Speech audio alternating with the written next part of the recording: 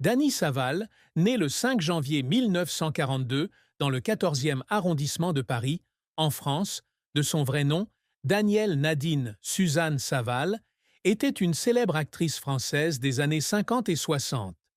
Dans sa vie colorée mais non sans défi, la plus grande tristesse fut probablement la décision d'abandonner sa carrière d'actrice à la fin des années 1990 pour se concentrer sur sa famille et ses activités de protection des animaux. Un choix qui lui laissa face au sentiment de perdre l'aura scénique et la reconnaissance qu'elle avait travaillé si dur à construire. En tant que femme comparée à Brigitte Bardot et choisie par Disney pour être le visage des films hollywoodiens, Saval a vécu sous les feux de la rampe depuis son plus jeune âge. Son départ de l'industrie du divertissement, bien qu'il s'agisse d'un choix personnel, a laissé en elle un vide difficile à combler, comme elle l'a partagé dans une rare interview. Je n'ai aucun regret, mais parfois, je me demande si j'aurais pu faire plus. Cette tristesse n'est pas seulement liée à l'abandon d'une carrière, mais également à un sentiment de déconnexion avec son jeune moi. Saval a grandi dans des conditions difficiles, son père étant ouvrier d'usine et ancien prisonnier de guerre allemand. Elle est passée du statut de danseuse de can-can au Moulin Rouge à celui de star internationale. Mais sa décision de se retirer lui a donné l'impression de renoncer à une partie de son identité. Son amie proche, l'actrice Susanna Leigh, a dit un jour que Saval parlait souvent de ses années à Hollywood avec un certain regret, même si elle soulignait toujours que la famille et les droits des animaux étaient ses principales priorités. Dany est une personne forte, mais je l'ai vue pleurer en silence lorsqu'elle a revu Boing Boing. Ce n'était pas seulement un film, c'était toute son époque, a déclaré Leigh. Cette tristesse s'est aggravée lorsque Saval a réalisé que, malgré ses nombreux succès, elle ne pouvait plus contribuer à l'art comme elle l'avait rêvé.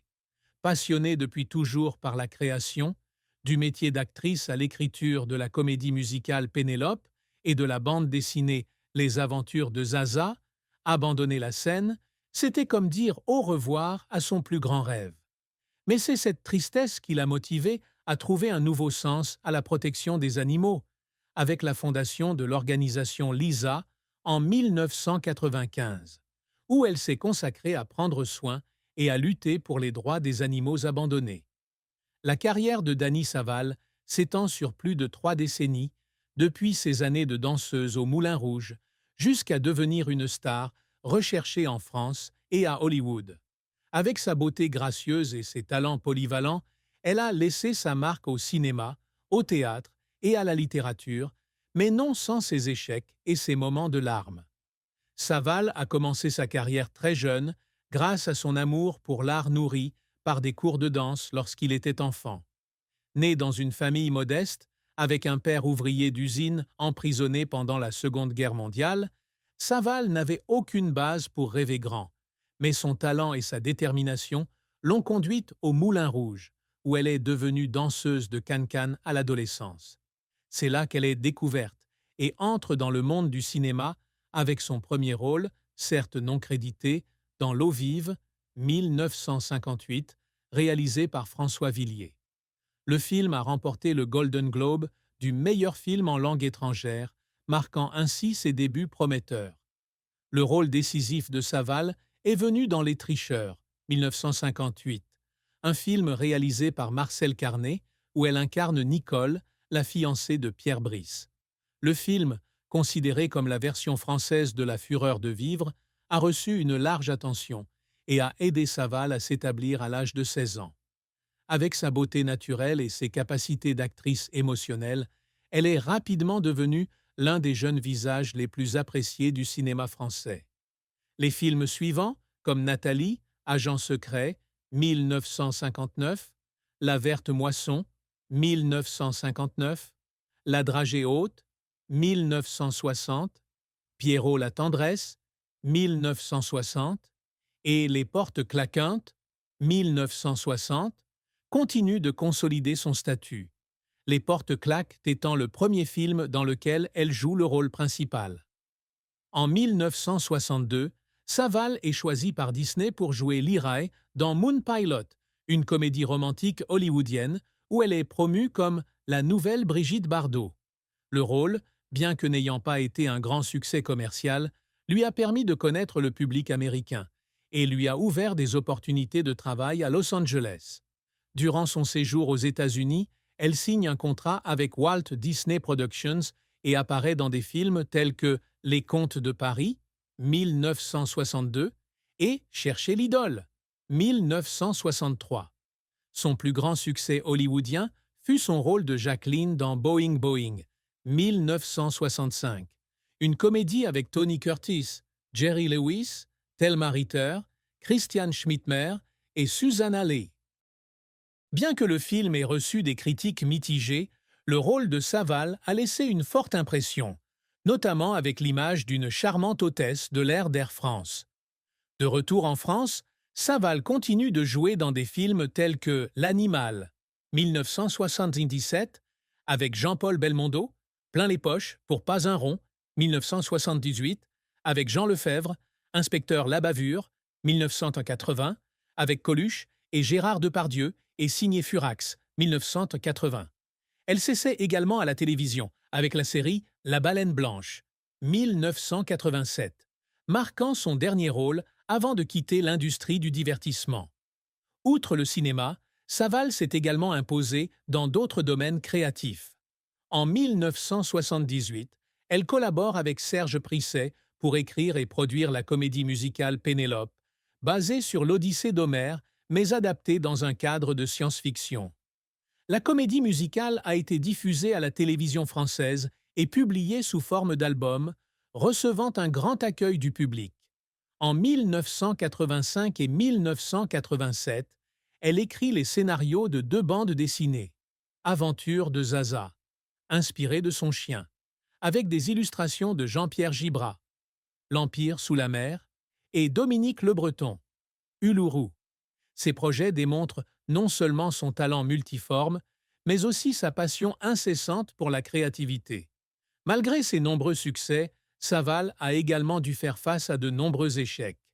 L'un des plus grands échecs fut Moon Pilot, 1962, qui devait faire d'elle une star internationale, mais qui ne parvint pas à générer les bénéfices escomptés. Malgré une promotion importante de la part de Disney, le film a reçu des critiques mitigées et Saval s'est sentie sous pression par les comparaisons avec Brigitte Bardot. « J'ai beaucoup pleuré en lisant les critiques », a-t-elle déclaré un jour lors d'une interview.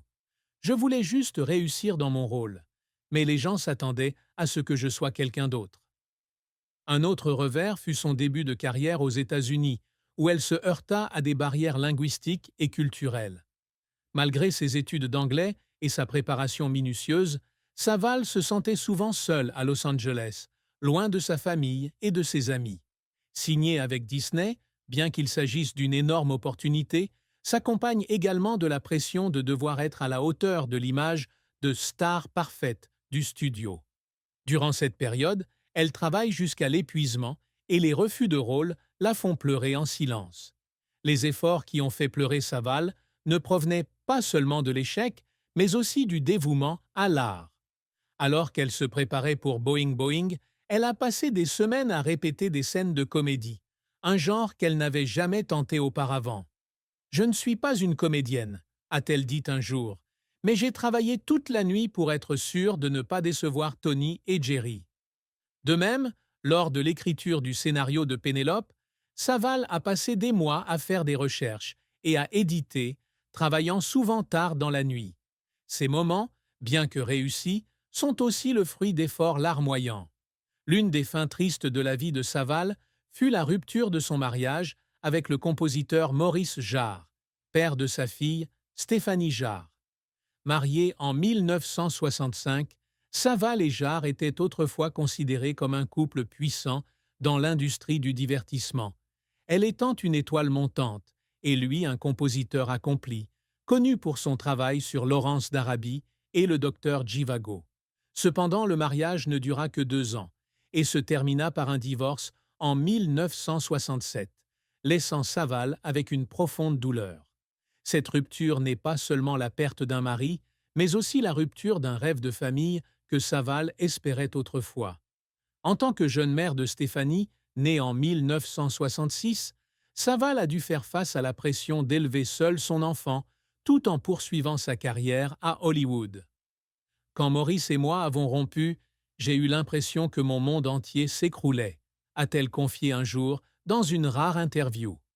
J'ai essayé de faire en sorte que les choses fonctionnent, mais parfois, l'amour ne suffit pas. Cette tristesse s'est aggravée lorsque Savale a dû quitter Los Angeles pour retourner en France, marquant un tournant dans sa carrière et sa vie personnelle. L'amour et le mariage de Danny Savale sont une histoire à la fois romantique et stimulante. Elle s'est mariée 4 fois, chaque mariage apportant ses propres leçons et ses chagrins. Son premier mariage, avec Roger Chaland, agent de publicité travaillant pour Bruno Cocatrix, a lieu le 4 octobre 1958, alors que Savale n'a que 16 ans. Ce mariage, bien que de courte durée, lui laissa des regrets quant à sa jeunesse et son inexpérience. « J'étais trop jeune pour comprendre ce qu'était le mariage », a-t-elle dit un jour. Bien qu'il n'y ait pas beaucoup d'informations sur la raison du divorce, on peut voir que ce mariage s'est terminé tranquillement, laissant à Savale une leçon de maturité. Son second mariage, mariage